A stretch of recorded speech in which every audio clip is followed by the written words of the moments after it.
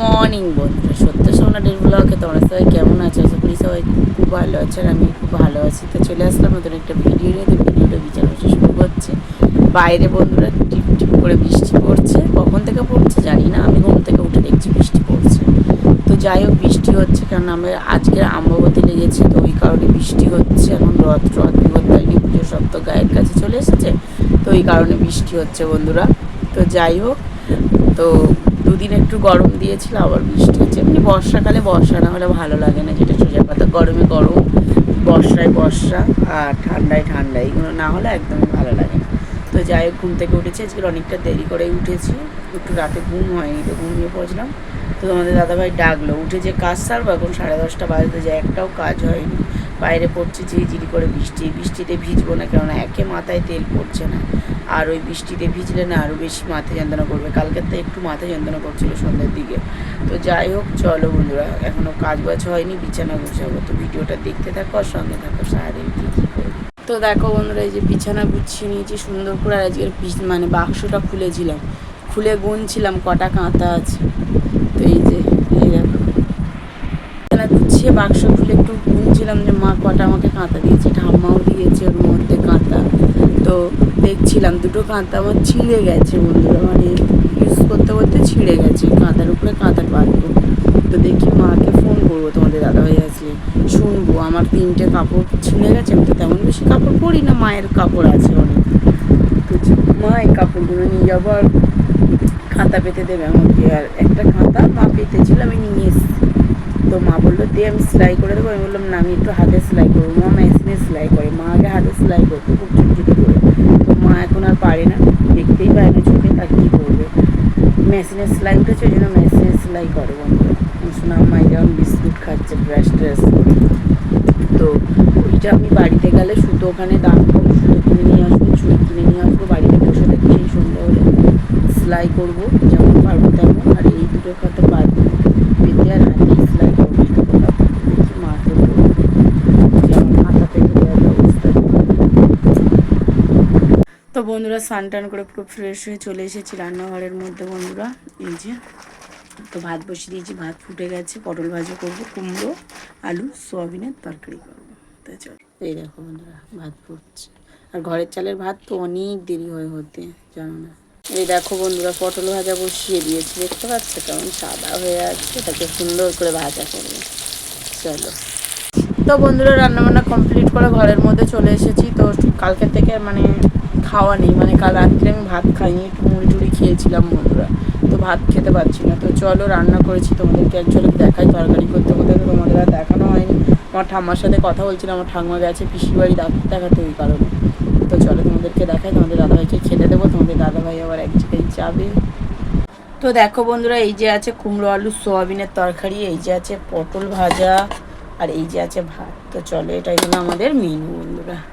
তো বন্ধুরা খাওয়া দাওয়া কমপ্লিট করে তো তোমাদের দাদাভাই চলে গেছিলো কাজে, গেছে একটু, মানে কাজ বলতে একটা দাদাভাই ডেকেছে, এমনি একটু গেছে, দরকার আছে, তো ওই কারণে। তো আমি আর এই যে শোনা আমার শুয়েছিলাম, আমি আবার উঠে থালা বাসন টাসন মেজে মুরগি হাঁসের খেতে দিলাম, দিয়ে আর এই যে শুয়েছিলাম। শোনা আমার শুয়ে শুয়ে ফোন দেখছিল, তাই তো মা ফোন দেখছিল। তোর বাপি নেই, বাপি থাকলে একটু ওর বাবার সঙ্গে এদিক ওদিক ঘুরে সময়টা কেটে যায়, তো কেউ নেই বলে এই জন্য। আবার আমার সোনা আমার একটা দাঁত নড়ছে, তাই না মা? দেখাও ওই দাঁত দুটো না বন্ধুরা, ছোটো ছোটো দাঁত দুটো সবার আগে উঠেছিল সোনা আম্মা, যখন দাঁত উঠে 7-8 মাস বয়স, তখন ওই দাঁতগুলো উঠেছিল সবার আগে। ওই দুটো দাঁত আগেই নড়ছে বন্ধুরা, তাই তো শোনা? হ্যাঁ হ্যাঁ হ্যাঁ, নতুন দাঁত উঠবে। আমি অনেক দিন থেকে বলতাম আমার মাকে, সবাইকে, মা সবার তো দাঁত ভেঙে দাঁত উঠছে, আমার মেয়ের ছোটো যারা বা বড়ো যারা, আমার মেয়ের কেন ওঠে না?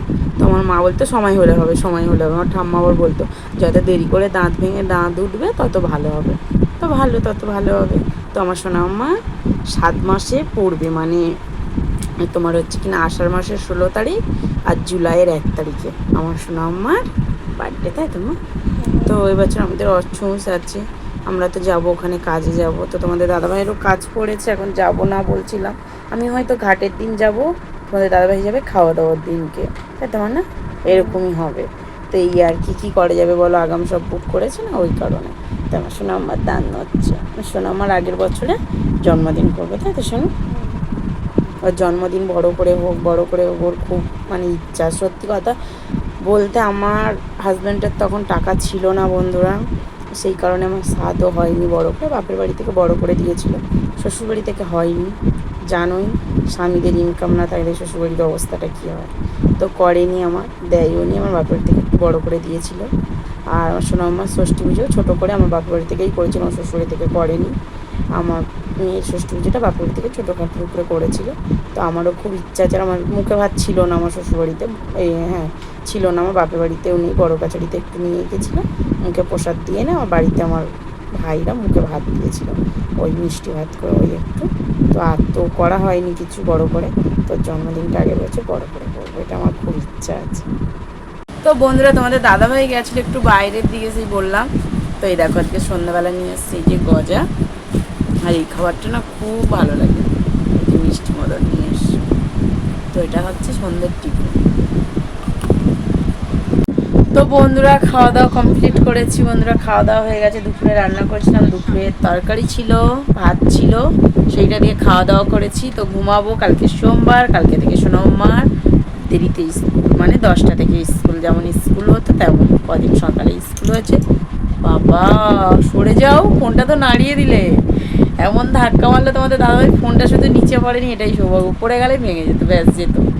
তো কদিন খুব বিরক্ত হয়েছি জানো শোনা, আমারও অসুবিধা হয়েছে খুব, কেননা ও ঘুম থেকে উঠে ওই স্কুল যাওয়া ওরও কষ্ট হতো, পড়তে যাওয়া তো একটু এতে যায়। তো যাই হোক, আর অসুবিধা হবে না, এবার থেকে আমার শোনা মা দেরিতে স্কুলে যাবে। তো চলো বন্ধুরা কালকে থেকে স্কুল।